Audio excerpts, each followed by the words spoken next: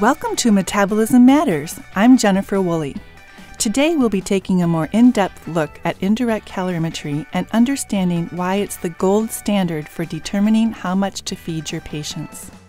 Remember, indirect calorimetry comes in handy in 3 scenarios.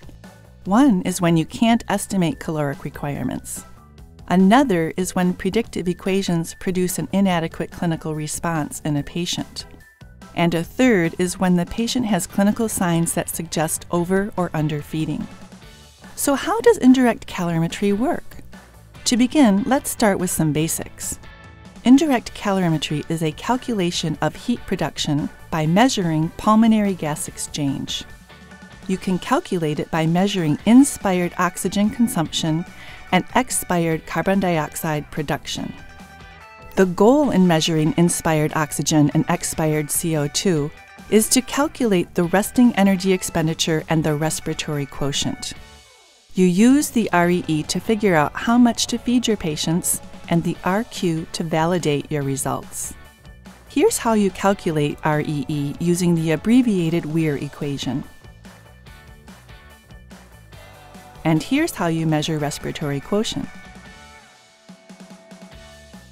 Note that REE is measured in calories per day, and once calculated, you should feed critically ill adult patients 100% of the REE without adding activity or stress factors. Don't forget to provide sufficient protein, which is approximately 1.5 to 2 grams of protein per kilogram, and reevaluate REE when indicated. That's 1 time a week if the anticipated length of stay in ICU is less than 5 days, and 2 to 3 times a week if the ICU stay looks like it's going to be longer than that.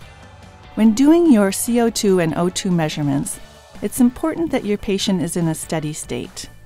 There are variations on what defines a steady state, but to be safe, I recommend that you get 10 minutes of measurements with a 5% coefficient of variation in change of oxygen and change of carbon dioxide.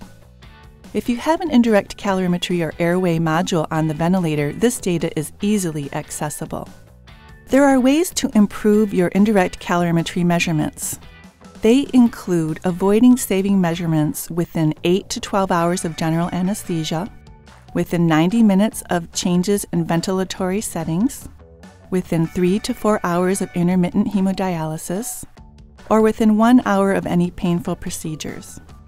There are also technical limitations that preclude measurement. For example, if the fraction of inspired oxygen on the mechanical ventilator is greater than 60%, or if PEEP, positive end expiratory pressure, is greater than 12, or if there are leaks in the sampling system. So there you have some indirect calorimetry basics. In upcoming episodes, we'll be looking at how to use IC with special needs scenarios.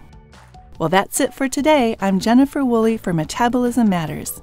See you next time.